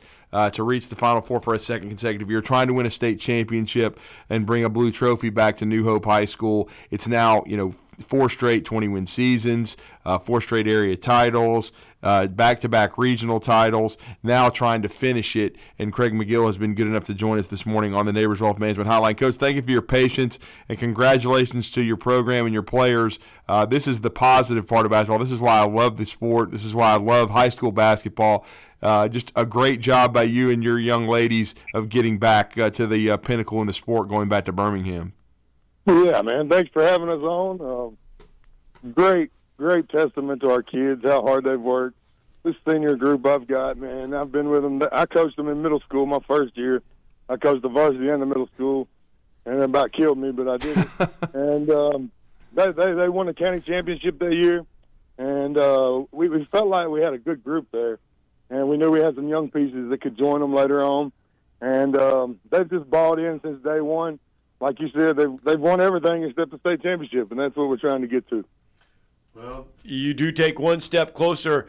Talk about the journey, though, the regional journey. Talk about the 2 games, the 2 regional games. I felt like the Talladega game, the first game, I felt like that was the first time they'd been there. And I felt like they were overwhelmed a little bit by the atmosphere because that place was rocking all week. Jacksonville was really, really fun to play in. And we took advantage of that, and I thought we played really well. Yesterday we got punched in the mouth early by Hanley. They've kind of become our nemesis down there. We've played them in the region tournament 3 years in a row. The COVID year we had to go to Hanley. But then they beat us down there, and then we've beat them the last 2 years. But they're well coached. They're tough. They're physical. And they took a lot of our strengths away, and we just found a way to grind it out. And I always tell them winners always find a way to win, and I felt like that's what they did yesterday. Yeah, no question. And, Coach, I know you played a very difficult schedule this year as well. I mean, that's the way you prepare your team. And for gut check moments like you had against a Hanley where you have to grind it out, maybe it's not the prettiest of games, but you have to show the mental toughness and the fortitude as a group to advance. Absolutely. And that's we felt like our schedule was perfect this year. I mean, we started out with Bob Jones. Everybody knows how good they were and how athletic they were. We played the Good Hopes, the Spring Gardens. We played a really, really, really, really tough schedule. Susan Moore demoralized us about 3 weeks ago, and they showed us what we need to get better at, and I felt like we did a good job of getting better at that. But I think our schedule got us prepared for that moment. You're right. And you're not, when you get down to Birmingham, man, you're not going to blow people out. Everybody there is the best 4 teams in the state, and you're going to have to grind them out. And that's what we feel like we did yesterday.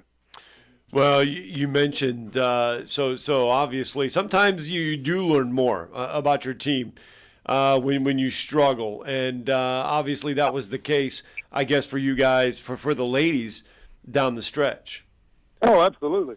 Like I said, Susan Moore, absolutely. I mean, if you want to get better, go play Susan Moore. Go play Ricky Rice at Spring Garden. He's gonna show you what your weaknesses are, and that's one reason we played him, because I think he's one of the best in the state, and I think he scouts teams perfectly, and he showed us a lot of our weaknesses that we got to work on.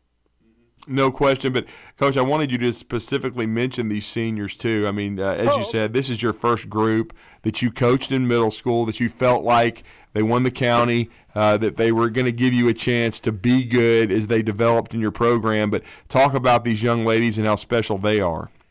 This senior group, I'll start with Kinley Keel. She's a guard. She had to guard Mosley yesterday, who's an absolute stud.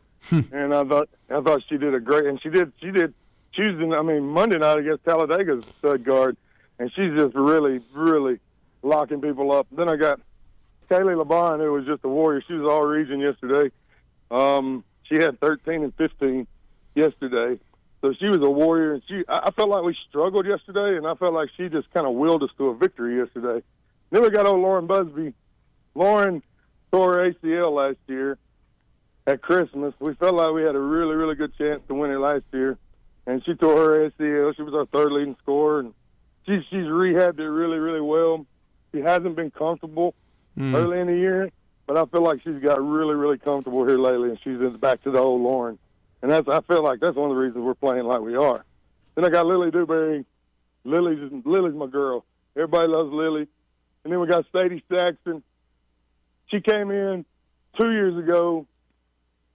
Yeah, 2 years ago she moved in, and she's been a great asset. Her whole family's been a great asset to our program, and I can't say enough. I mean, that senior group is just they bought, like I said, they bought in day one, and they've been really, really fun to coach. And for the last 3 weeks, that's all we've been talking about. You've won everything but a state championship. Why not? Let's just go ahead and do it.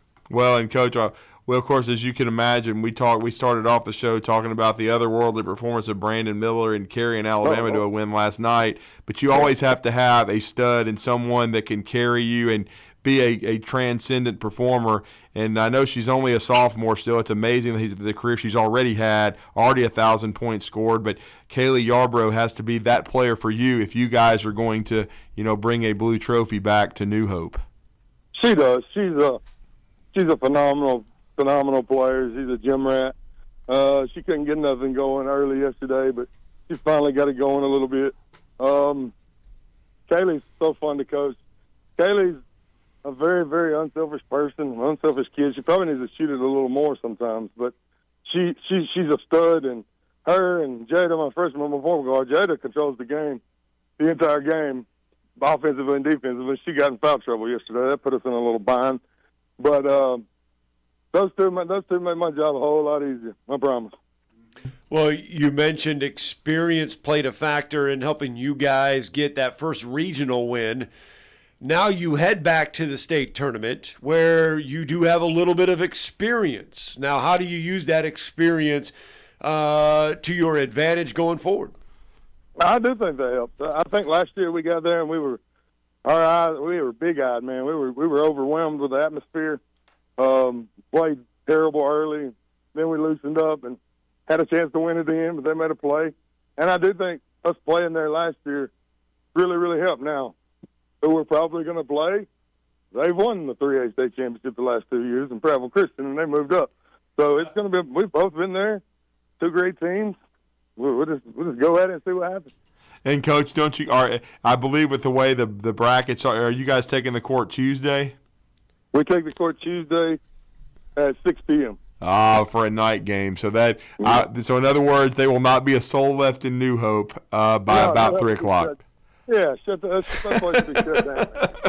Man, let me give a shout out to that community too, man. That community, our school, our community, man, they have supported us from day one, and it's so much fun. Those girls are superstars in that town, and that's what's special about small school ball is the community support.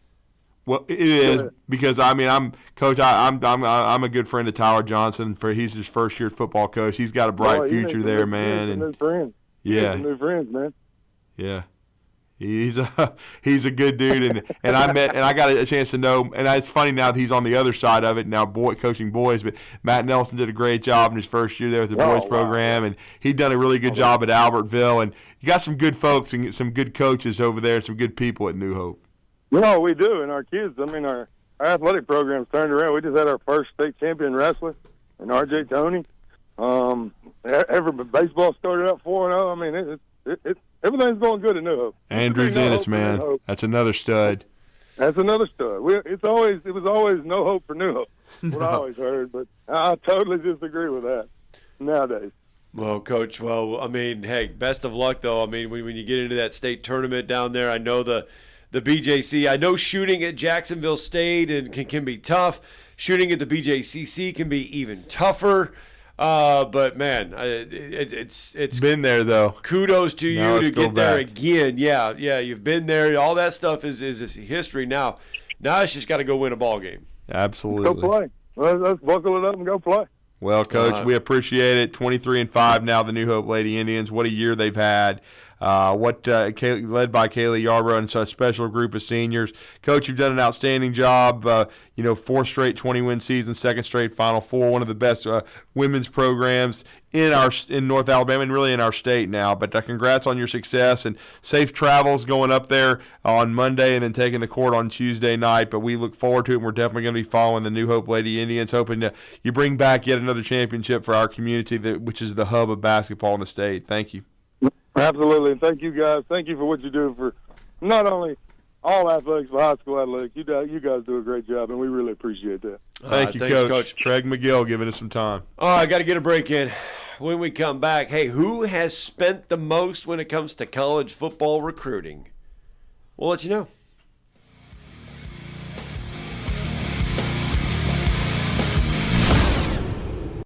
You're listening to Talkin' Ball on 97.7 ESPN, The Zone.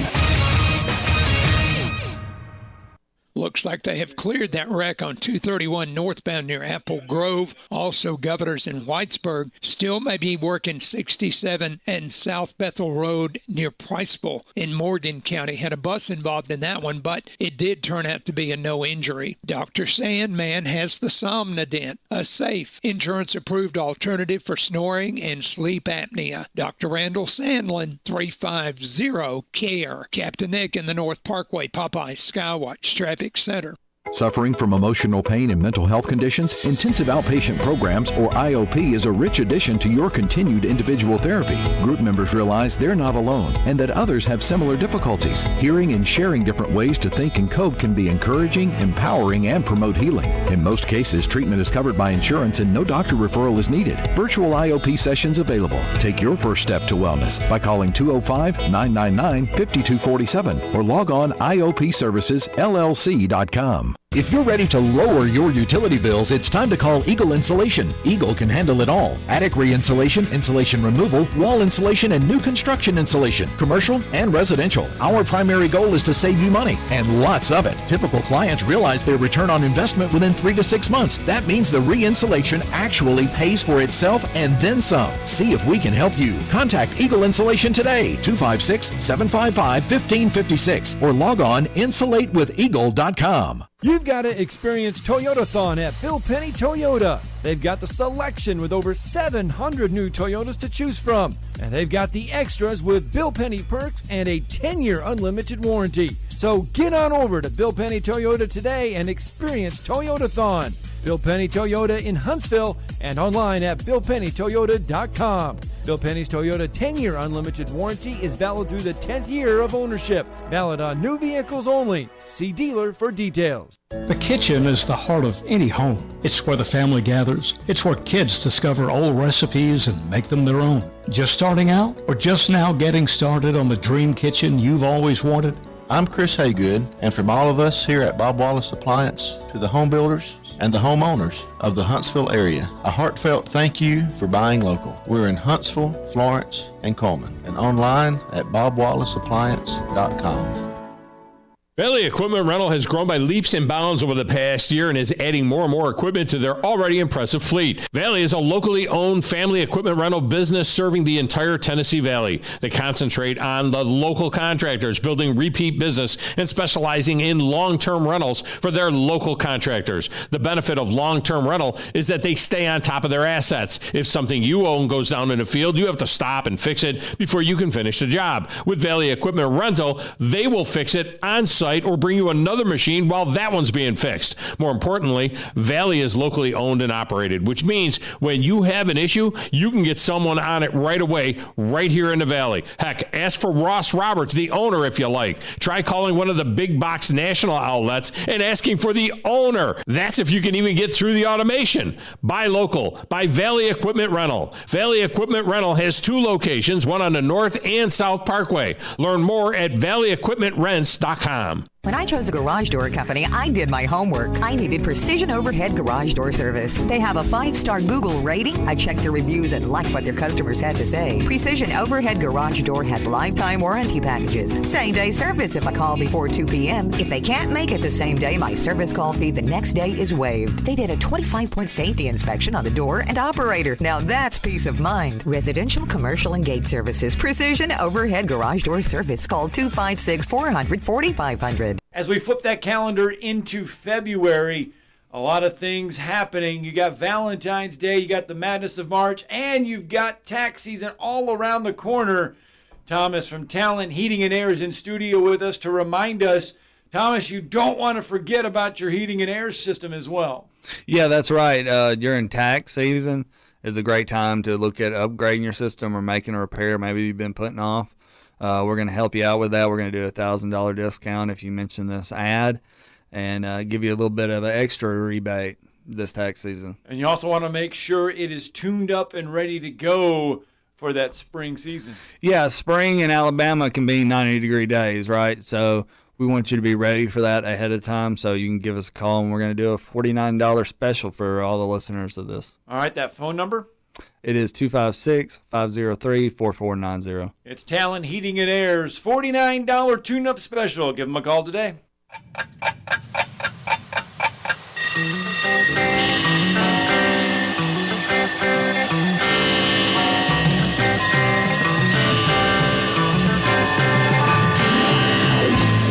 It's time for tomorrow's headlines today with Scott Theisen and Drew DeArmond on 97.7 ESPN The Zone. All right, welcome back. Talking ball, 97.7 ESPN The Zone, 256-576-4977. That's been the number for you to join. That's been the number. It is the number. It's not going to change. Well, we hope. For you to join the program this morning. And if you follow 97.7 ESPN The Zone, we laugh at the phone number change all the time because we are on phone number 4, I believe. Well, I mean, I finally have this one memorized, though. I know, because what was it, 256-576 something, and then it was 1-800 something, and then now we're at this number here. I better stop saying numbers because I will forget the actual number. 256-576-4977, that's the number for you to join the show. You can. Hey, I know I mentioned the college football thing, but I do want to get this in there because we are food, and our Chad has told us Yelp has put out their top 100 U.S. donut shops for 2022, and I have already circled 3 of them to go visit because they are going to be in cities where I will be soon. So I have already circled a couple of them, but number 59 on the list is Little Bigfoot Donuts right here in Huntsville. So there it is. There you go. Bigfoot Little Donuts. I called them Little Bigfoot, but Bigfoot's Little Donuts in Huntsville is number 59 on the list. So those are hard to eat just one. You eat about a dozen of those, and you're okay. Look at that, Drew. First take. There it is. Should Brandon Miller have played last night? That's the question still on ESPN First Take. All the talking heads on ESPN weighing in on that conversation from last night. That's the question that the national pundits are asking this morning.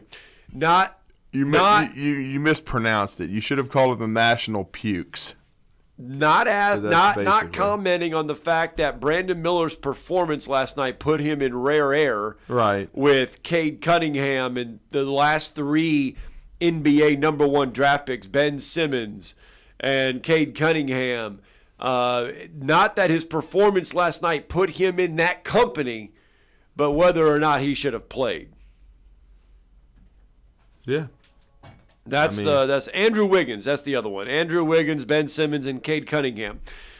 Brandon Miller's performance last night was so good that it put him in that in that conversation. That not since those 3 has we seen a performance like Brandon Miller last night, and all 3 of those were taken number 1 in an NBA draft.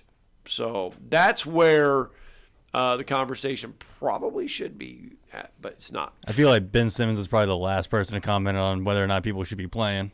Well, college. NBA-wise, yes, but college-wise, Ben Simmons. He couldn't beat Brandon Miller in a game of horse if his life depended on it. Right. All right. Who was that, Bailey? Let's go to Curtis real fast. Good morning, Curtis. Hey, yeah, what's going on? Hey, what's going on, Curtis? I listen to y'all most mornings, man, but I guess this morning I decided to call because I don't understand how your fans call in and say, Brandon Miller never had a gun, never touched a gun, because that's what they hear, right? But look, nobody knows this, bro. Most times basketball players all hang out together. They know what's going on. For him to say that, somebody told him to say that. And I understand that because he's going to be a high draft pick. I just started smoking weed I went to college. Heavily, right?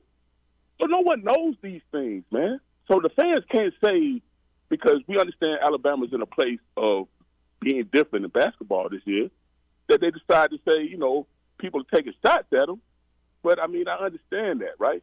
But to say that the kid ain't never touched a gun, you would have to go to the north side of Huntsville to understand how elite basketball players can turn into criminals overnight.